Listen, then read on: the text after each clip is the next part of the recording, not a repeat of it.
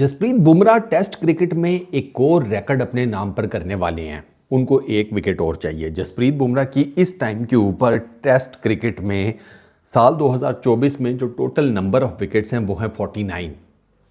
एक विकेट अगर एडिलेड में वो और ले लेते हैं तो उनकी टेस्ट क्रिकेट में इस साल जो नंबर ऑफ विकेट्स हो जाएंगी वो हो जाएंगी 50, और वो 50 विकेट्स लेने वाले इस साल में पहले इंटरनेशनल बॉलर बन जाएंगे टेस्ट क्रिकेट के अंदर। इस टाइम भी उनकी by the way number of wickets highest हैं थ्रू आउट द वर्ल्ड, सबसे ज़्यादा एक इस साल के अंदर टेस्ट क्रिकेट में। नंबर 2 के ऊपर रविचंद्रन अश्विन है, लेकिन अन्ना आपको मुश्किल ही नज़र आते हैं, जिसे कहते हैं प्लेइंग 11 का पार्ट बनते हुए। मुझे नहीं लगता। वो जो दो मेजर चेंजेस हैं वो मैंने आपको बता दिए हैं कि एक ध्रुव जुरेल और देवदत्त पडिक्कल, यही दो बाहर होंगे और इनकी जगह के ऊपर आ जाएंगे जनाब रोहित शर्मा और शुभमन गिल। बाकी चांसेस मुझे मुश्किल ही लगते हैं बॉलिंग अटैक को चेंज करने की, क्योंकि बॉलिंग अटैक ने बड़ी अच्छी बॉलिंग की पर्थ टेस्ट में। कमिंग बैक टू बुमराह, उनकी मैंने आपको बताया 8 विकेटें उन्होंने ली, और 8 विकेटों से मुझे याद आ गया कि इंडिया के जो बड़े बड़े हैं न्यूज़ मतलब इलेक्ट्रॉनिक न्यूज़पेपर्स, उनसे मेरी दरख्वास्त ये है कि ज़रा ये जो नंबर शंबर होता है ना, ये ज़रा देख के लिखा करें, क्योंकि आपसे जो आगे कॉपी करते हैं ना वो भी फिर आपका चूँकि सारे का सारा उठाते हैं तो माशाल्लाह ज़हमत वो भी नहीं करते कि चलो देख ही लें कि ये जो स्टैट्स बताई जा रही हैं ये ठीक भी हैं या नहीं।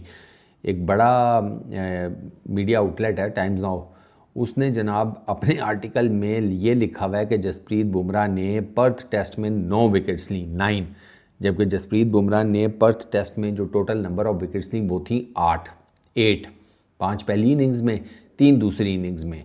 तो वो मैं देख रहा था कि जिसने भी उससे कॉपी किया ना टाइम्स नाउ से, उसने हर किसी ने सब ने 9 लिखा हुआ है। 9 नहीं है भाई, 8 है। ज़रा जल्दी में ना, ठीक है जल्दी होती है कि जब फटाफट खबर डालें, लेकिन इसका मतलब ये नहीं है कि खबर डालने के चक्कर में आप स्टैट्स ही गलत बता दें। तो एक चीज़ तो ये है। और जहाँ तक बात रहेगी 50 विकेट्स करने की, तो वो डेफिनेटली जसप्रीत बुमराह ने पहली इनिंग्स में ही बॉलिंग में कर लेनी है। ये हर किसी को बड़े अच्छे तरीके से पता है, क्योंकि जसप्रीत बुमराह के जो स्टैट्स हैं, जिस तरीके से वो बॉलिंग करते हैं, वो अपने मुंह से बोलते हैं। वो ओपनर्स को ठीक ठाक तंग करते हैं, वो मिडिल ऑर्डर में ठीक ठाक तंग करते हैं, वो टेल को भी ठीक ठाक तंग करते हैं। मैं अगर आपको ग्राफ के हिसाब से बताऊं तो आप यूं समझें कि जसप्रीत बुमराह की जो नंबर ऑफ़ विकेट्स हैं मिडिल ऑर्डर में, वो तकरीबन कोई 40 के अराउंड, और 40% की मैं बात करूँ उनकी ओवरऑल विकेट्स की, 181 विकेट्स की अगर परसेंटेज बनाई जाए, मिडिल ऑर्डर की कुछ 40 प्लस समथिंग है। टॉप ऑर्डर यानी कि टॉप ओपनर और वो उसको मिला लें तो वो तकरीबन परसेंटेज की बनती है 30 पॉइंट समथिंग, और लोअर ऑर्डर की बॉलर्स की या टेल लैंडर्स की उनकी जो परसेंटेज बनती है वो बनती है 29 पॉइंट समथिंग। तो मिलाकर ये 100% बन जाता है। अच्छा, मज़ेदार आपको इसी वीडियो में एक और बात बता दूं कि चलें जसप्रीत बुमराह का तो रिकॉर्ड बन ही जाएगा। माइकल वॉन वो जनाब मशवरा देते हुए नज़र आते हैं कि अगर आपने बुमराह को काउंटर करना है ना, तो टॉप ऑर्डर में एक लेफ़्ट हैंडर डालें तगड़ा किस्म का। जैसे उन्होंने इंग्लैंड को ये मशवरा दिया है कि वो बेन स्टोक्स को बुमराह को काउंटर करने के लिए नंबर 3 के ऊपर यानी कि 1 डाउन खिलाएं, और उनको ये लगता है कि बुमराह राइट हैंडर्स के against with the new ball वो ज़्यादा डेंजरस है, क्योंकि बॉल को वो अंदर लेकर आते हैं तो वो जो पैड पर लगने के चांसेस होते हैं बैटर्स के वो काफ़ी ज़्यादा हाई होते हैं। इसकी वजह से बुमराह जो है वो टॉप ऑर्डर को नेस्तो नाबूद कर देते हैं। तो अगर कोई लेफ़्ट हैंडेड बैटर होगा तो बुमराह की डेफिनेटली लाइन लेंथ और उनको अपनी थोड़ी बहुत ये चीज़ें चेंज करनी पड़ेंगी, जिसकी वजह से माइकल वॉन को ये लगता है कि बुमराह को काउंटर करने में लेफ़्ट हैंडर उसको ज़रा इजी रह जाता है। अच्छा, अगर मैं चैम्पियंस ट्रॉफ़ी 2017 के फ़ाइनल के हिसाब से देखूं तो ये बात ठीक भी नज़र आती है। बुमराह थोड़ा सा फ़खर जमान के अगेंस्ट स्ट्रगल करते हुए नज़र आए, लेकिन वो अब चूँकि बात काफ़ी पुरानी हो गई है तो वो बस एक रेफरेंस पॉइंट तो बन सकता है। एग्जैक्टली वो होगा या नहीं होगा उसके बारे में आप कुछ कह नहीं सकते। मैंने आपको बता दिया कि बुमराह जो है वो सबसे ज़्यादा विकेटें जो हैं वो मिडिल ऑर्डर में लेते हैं। मिडिल ऑर्डर की विकेट्स की रेशियो उनकी सबसे ज़्यादा है। ओपनर्स की भी है, लेकिन मिडिल ऑर्डर की ज़रा ज़्यादा बेहतर है।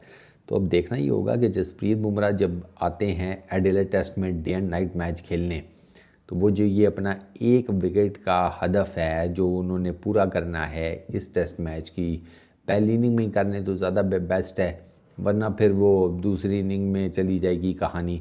तो आप यूँ समझें कि जसप्रीत बुमराह के लिए काफ़ी नायाब किस्म का मौका है इंडिया के लिए एक और टेस्ट रिकॉर्ड अपने नाम पर करने का 50 विकेट्स का।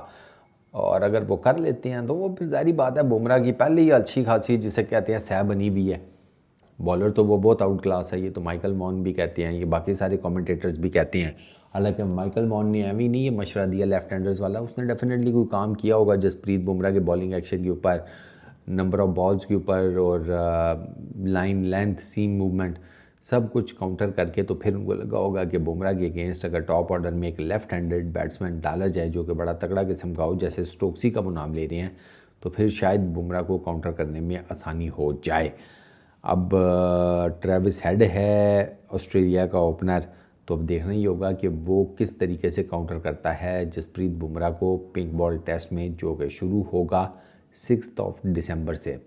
तो लेट्स सी क्या करते हैं ऑस्ट्रेलियंस, मशवरा मानते हैं या फिर वही हस्बे जिसे कहते हैं हस्बे रवायत हस्बे आदत अपना ही मर्ज़ी चलाएंगे। देखते हैं। इस वीडियो में इतना ही, अपना बहुत ख्याल रखना, नेक्स्ट वीडियो में मुलाकात होगी। Peace out.